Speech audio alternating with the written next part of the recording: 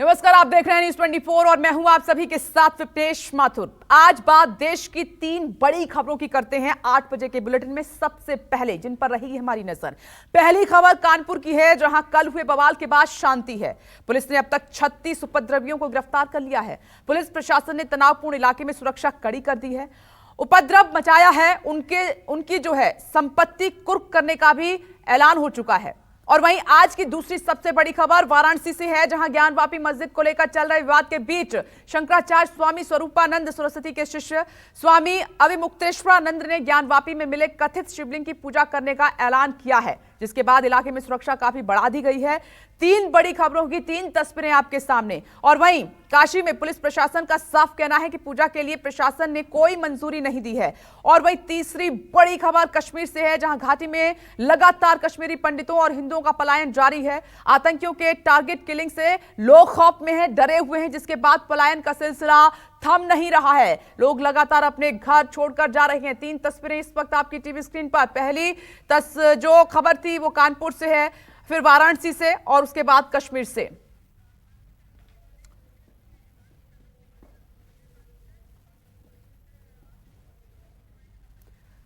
राहुल भदौरिया कानपुर से हमारे साथ जुड़ गए हैं, अशोक तिवारी हमारे साथ जुड़ गए हैं, आसिफ स्वाब जम्मू से इस वक्त हमारे साथ मौजूद हैं। 3 मेरे सहयोगी इस वक्त टीवी स्क्रीन पर आपको नजर आ रहे हैं। लेकिन सबसे पहले अशोक तिवारी, मुझे सुबह की रिपोर्ट बताइए, मैं आपका रुख कर रही हूं।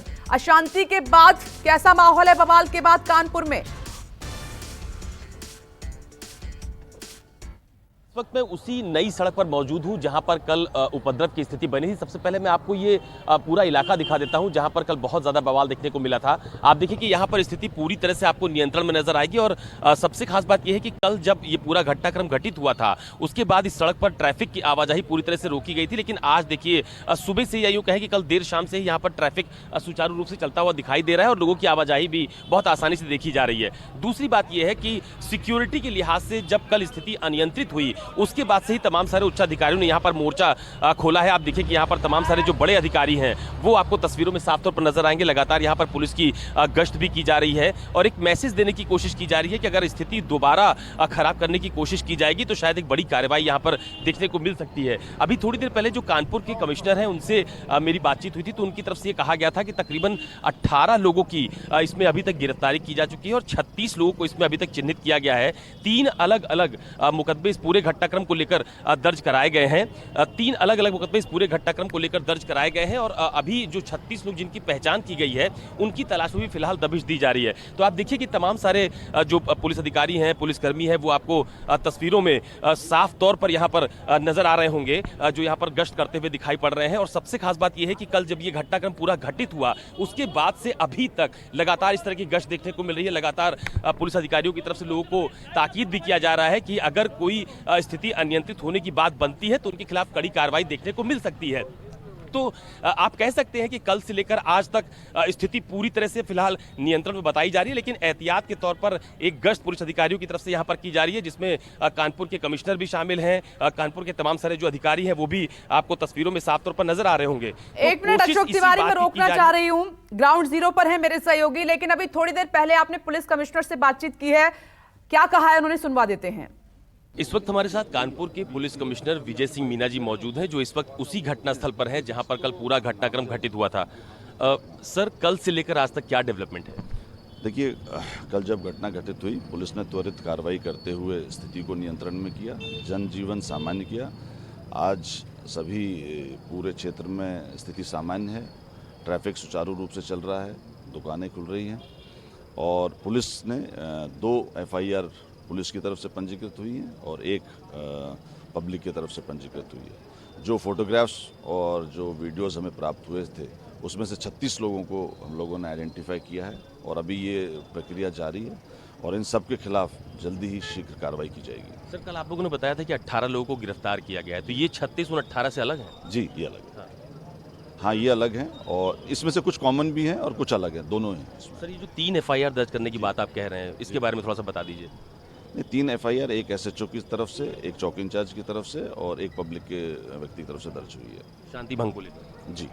सर, इसमें कोई दूसरा कनेक्शन भी आ रहा है? PFI कनेक्शन की बात भी कही जा रही है? नहीं, अभी ये सारे पहलुओं पर जांच की जा रही है। कोई कोई किसी भी ऑर्गेनाइजेशन से संबंधित हो उसमें उसको बख्शा नहीं जाएगा, उसके खिलाफ सख्त कार्रवाई की यहाँ के जाएगी। लोगों से आप लोग का संवाद भी हुआ है क्या? हाँ, संवाद हुआ है और इसमें जो यहाँ के काजी आदि हैं, जो शहर मौलवी हैं, वो आए, उन्होंने लोगों को समझाने का प्रयास किया, लेकिन कुछ उपद्रवी तत्वों ने उनकी बात भी नहीं सुनी थी। तो अभी स्थिति ठीक है? जी, सामान्य। चलिए, बहुत धन्यवाद। अशोक तिवारी भी हमारे साथ लगातार बने हुए कानपुर हंगामे से जुड़ी हुई इस वक्त की सबसे बड़ी खबर। अब तक का बड़ा अपडेट यह है कि पुलिस ने अब तक 36 लोगों को गिरफ्तार कर लिया है और कुछ संदिग्धों को पुलिस ने हिरासत में लिया है, जिनसे पूछताछ लगातार जारी है। औरों की भी गिरफ्तारी हो सकती है। कल हुई हिंसा के बाद कानपुर में हालात अभी काबू में हैं। चप्पे चप्पे पर पुलिस बल तैनात है। राहुल भदौरिया मेरे सहयोगी मौजूद हैं। न्यूज़ 24 की टीम ग्राउंड जीरो पर है। राहुल, जहां आप खड़े हैं कानपुर में, वहां से क्या देख पा रहे हैं? सुबह की रिपोर्ट बताइए मुझे। बिल्कुल, आपको बता दूं, इस वक्त हम लोग खड़े हैं कानपुर की नई सड़क पे ही, और नई सड़क से हम आपको दिखाना चाहेंगे, ये हमारे ठीक पीछे सद्भावना चौकी है। हम लोग यही ग्राउंड जीरो पे ही मौजूद है। कल जो ये बवाल हुआ था उसके बाद अब की जो स्थिति है वो पूरी तरीके से कंट्रोल है, और जो शासन प्रशासन के लोग हैं वो भी मौजूद है। लगातार जो पुलिस की पेट्रोलिंग है, जो पुलिस की गश्त है वो जारी है। आरआरएफ के जवान हो, चाहे पीएसी, कई कंपनी पीएसी हो, चाहे कानपुर का प्रशासन हो, वो मौके पर है और लगातार जो है यहाँ पे फुट पेट्रोलिंग कर रहा है और लोगों को समझाने का भी प्रयास कर रहा है और शांति रखने की बात यहाँ पे कही जा रही है। लेकिन अगर कल की बात करें तो अभी भी जो इस मामले का मास्टरमाइंड बताया जा रहा है, हयात जफर हाशमी, वो अभी भी पुलिस की गिरफ्त से कहीं ना कहीं बाहर है।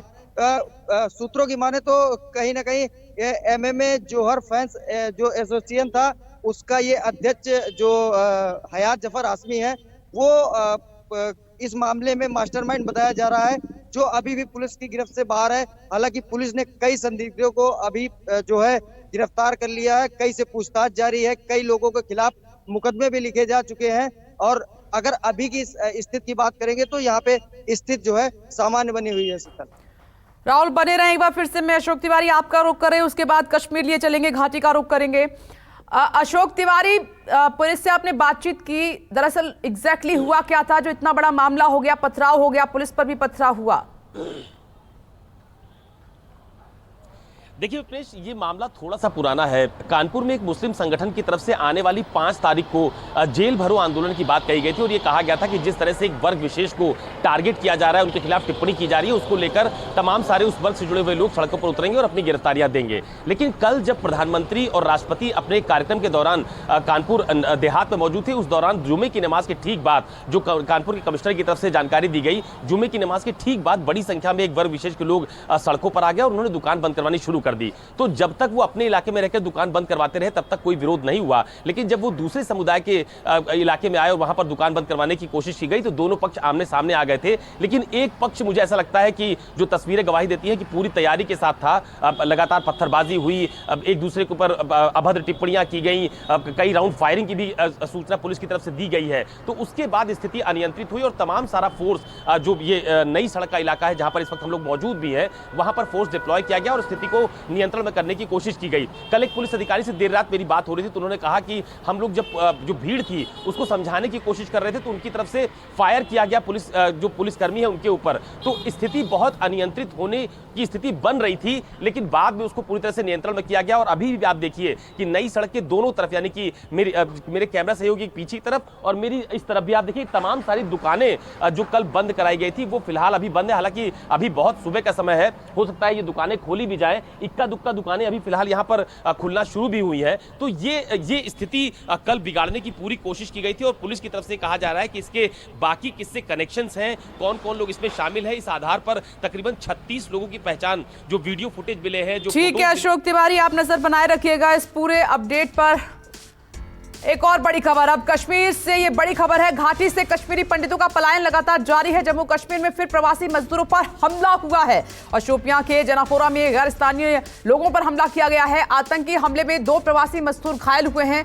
इससे पहले भी एक हमला हुआ जिसमें बिहार के रहने वाले एक शख्स की मौत भी हो गई थी। इस खबर पर आसिफ साहब बने हुए हैं मेरे साथ। आसिफ, लगातार ये ग्रेनेड से हमला, कभी फायरिंग हो रही है, ये हमले लगातार जारी हैं और इसका नतीजा ये है कि लोग पलायन कर रहे हैं। अभी ताजा स्थिति क्या बनी हुई है?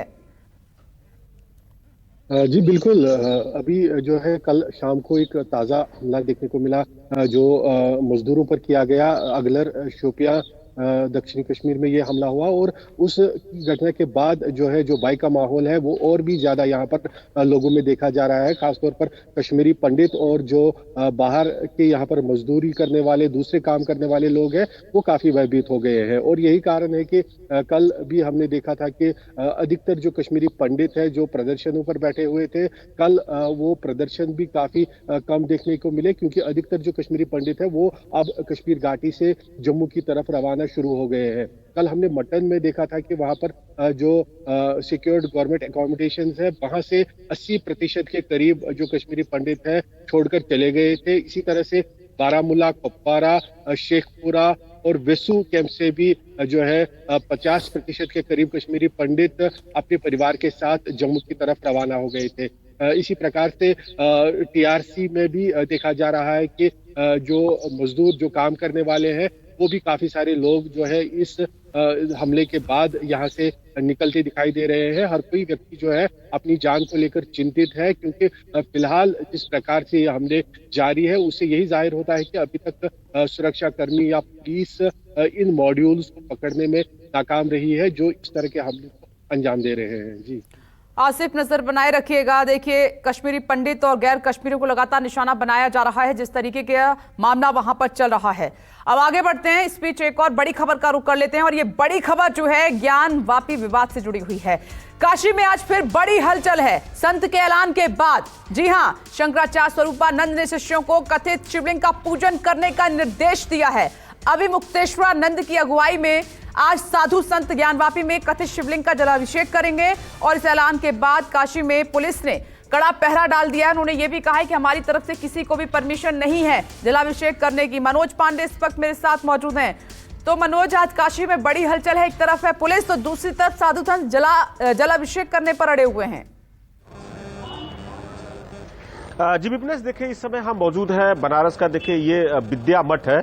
हम दिखाना चाहेंगे कि जहां पे यहाँ जो अभिव्यक्ता महेश्वरी जी स्वामी जी हैं वो उन्हीं का मठ है। जिस तरह से कह रहे थे कि स्वामी स्वरूपानंद जी ने उन्हें जो आदेश दिया था कि उसके बाद वो वहां पे जाएंगे और जलाभिषेक करेंगे, तो साफ तौर पे देखिए कि पुलिस के बल जो है यहाँ पे पूरी तरह से तैनात कर दिया गया है। उनके मठ के अंदर न किसी भक्त को जाने दिया जा रहा है, न ही मठ के अंदर से किसी को आने दिया जा रहा है। तो कह सकते हैं कि पूरी सुरक्षा व्यवस्था मठ के बाहर में ही कर दिया गया है, क्योंकि जिस तरह से स्वामी जी का कहना था कि वो जाएंगे और भगवान का वहां पे जिस तरह से मस्जिद के अंदर में शिवलिंग निकला है वहां पे जलाभिषेक करेंगे, पूजा अर्चना करेंगे। तो साफ तौर पे माहौल खराब न हो, चूंकि पुलिस का कहना है कि मामला पूरा तरह से कोर्ट में चल रहा है, कोर्ट के आदेश के आने के बाद ही होगा। लेकिन स्वामी जी जिस तरह से कह रहे थे कि वहां पे जिस तरह से मुस्लिम पक्ष के लोग जा रहे हैं, नमाज पढ़ रहे हैं, तो वहां पे भगवान का जब शिवलिंग निकल चुका है तो हमें पूजा अर्चना करने में क्यों रुका जा रहा है। और आपको देखेंगे ये मठ का नजारा दिखाएंगे कि जहां पे जो विद्या मठ है, स्वामी जो वहां पे अभिमुक्तेश्वर जी अंदर बैठे हुए हैं, लेकिन कह सकते हैं कि बाहर में यहाँ पे देखें कि हजारों की संख्या में जो बनारस की गलियों में पूरी तरह से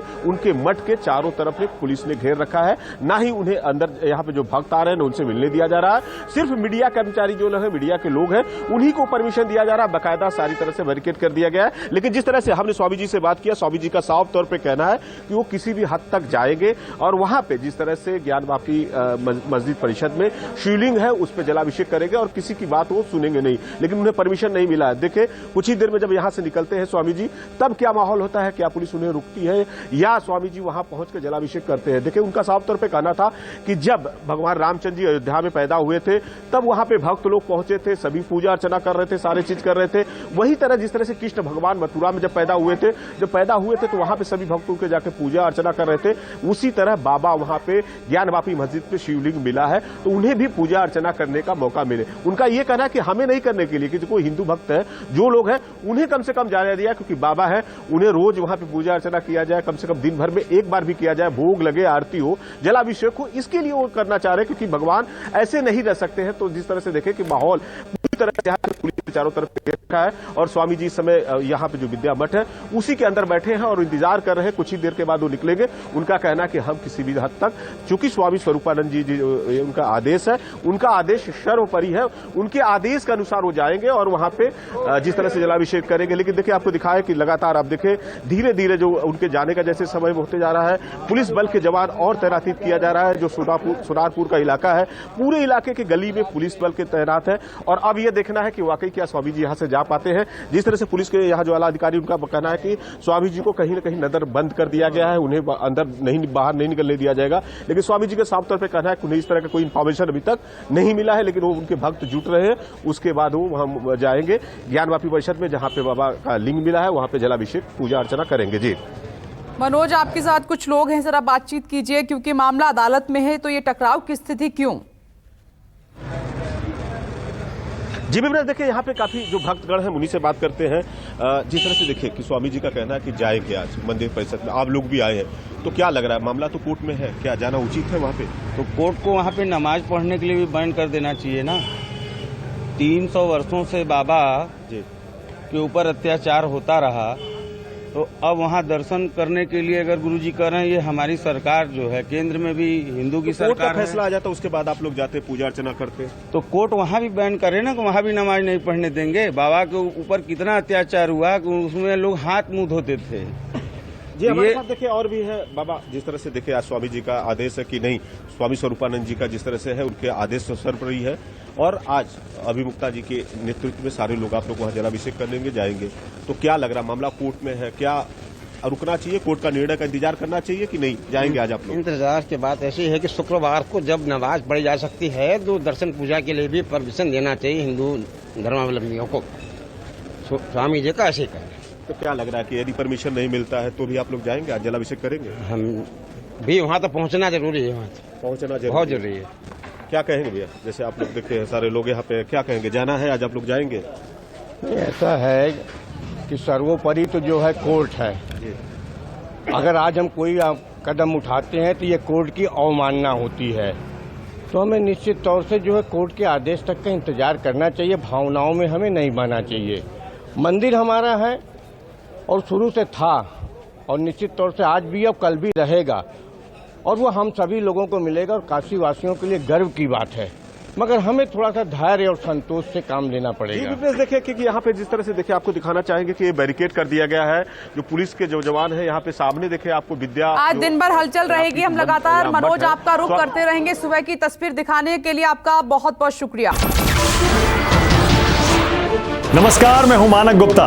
अगर आपको हमारा ये वीडियो पसंद आया हो तो इसे लाइक और शेयर जरूर करें और हाँ, हमें सब्सक्राइब और फॉलो करना ना भूलें ताकि आप देश और दुनिया की कोई खबर मिस ना करें। तो जुड़े रहिए हमारे साथ और देखते रहिए न्यूज़ 24।